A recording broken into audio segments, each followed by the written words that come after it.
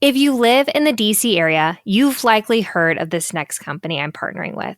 Mighty Meals is a convenient, healthy meal delivery service made with locally sourced ingredients by chefs.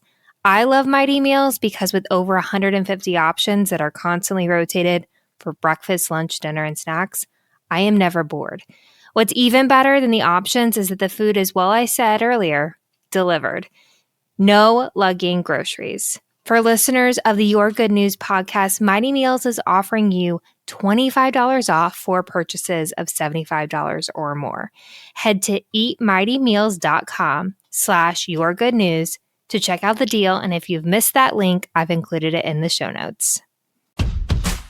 Hi, and welcome to the Your Good News podcast with me, your host, Katherine Getty. Each Thursday, I'll give you the scoop on the good news coming out of Washington and how you can get involved with this thing called democracy.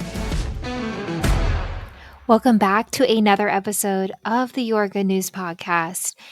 Today is episode 90, which I wanted to take a personal note and just reintroduce myself. You may be a new listener, you may be an avid listener, but I wanted to share a little bit behind the why. Why do I make this podcast week in and week out? I think it all goes back to, for most of us, our childhood. So my parents were on opposite sides of the aisle. I think I've talked about this in previous episodes, but my mom was the leader of her teachers union in her school, in her school district, and my dad was a Republican on the other side of the aisle. I grew up in a family where disagreeing didn't mean we had to be disagreeable. It meant that we had to find common ground. I was a kid of the 90s. I was born in 1990, and I watched West Wing. I begged to watch West Wing as a child because I believed public policy could impact people's lives. I believed that government could create solutions in tandem with nonprofits and industry and just good people to make this country, to make this world a better place.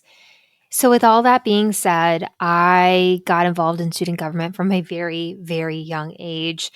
I remember that Getty is Ready was my high school student government treasurer, and I am not good with facts and figures, but I ran to be treasurer because I wanted to get involved in some way. It also was a way that I was able to make the high school announcements, which I thought was hilarious. Anyways, I wanted to give back to my community, and I realized that at a very young age. And I went to college at the University of Florida, got involved with student government, and I was absolutely hooked. I was hooked on the idea that you could actually impact how student fees were used, or you could impact how administration viewed insert issue. One of the big issues I remember in college was concealed carry during classes. And that was a really big issue. And it was something that we worked really hard to ensure that there were no guns on campus. And then fast forward, I left college and I worked for a nonprofit for a year, but I always knew I wanted to go to DC. And I just felt this nagging, this gut that going to DC would mean that I was going to actually be able to change something. I went to DC, and as I got settled, I started falling in love with politics even more. And let's just acknowledge the elephant in, or the donkey in the room. Politics can be a full body sport. It can take control of everything and it can be really vicious, but I can also see, and I have seen over the years, I've lived in DC now 10 years, how beautiful it can be when you come together on a common issue, how you can find those issues, you can find the small issues and build on it. And I just kind of kept falling in love a little bit more with public policy. As 2020 kind of came into view, I was settled at a company working on government affairs. I had done some campaigns. I had done kind of that full body sport, and I'd gone to a company and felt like, okay, I'm going to create some good public policy. And then the pandemic happened. And I think all of us had to stop and think, what are we doing in this world? What are we giving back to this world? And for me, I really sat and I thought, I want to highlight the good news. I want to highlight those people that are doing good day in and day out and They're making their little corner of the world a little bit better. For the first year of this podcast, I highlighted anyone from a teacher to a Capitol police officer to my nephew talking about sharks. And then I came to the end of the first year. It was an election year.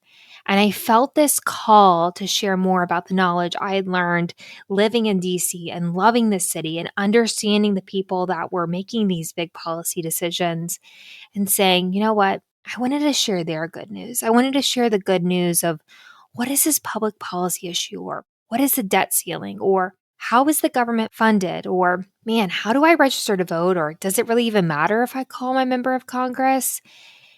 And I was like called to that idea. And so for the last year or nearly a year, I've been able to share different pieces of knowledge about what happens in Washington, the good that is coming out of Washington, and how you can take it and incorporate it into your daily life. I want to give you the tools to be involved in this thing called our constitutional republic, the United States of America. I wanted to give you the tools to say, I can make this little corner of my world a little bit better through public policy. I know that this schoolhouse rock, this new schoolhouse rock that I've tried to create, isn't going to solve the world's problem.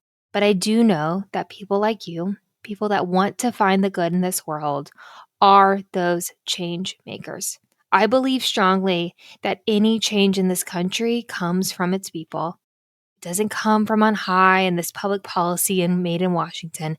It comes from the people voting for change. It comes from the people sharing their voice. And so, why do this on episode 90?